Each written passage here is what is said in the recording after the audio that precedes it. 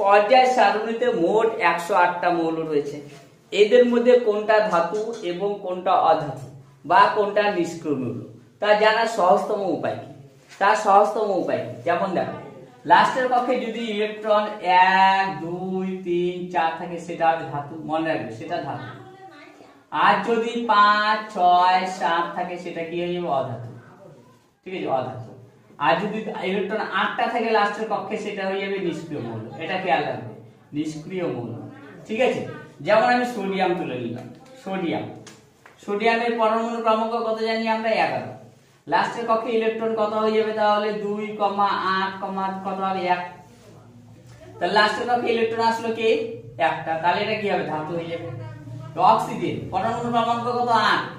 এই ইলেকট্রন বিন্যাস কত? 2, কত 6 হয়ে যাবে। লাস্টের কক্ষে ইলেকট্রন কত আছে তাহলে? 6টা আছে, সেটা হলো কি নন মেটাল হয়ে যাবে।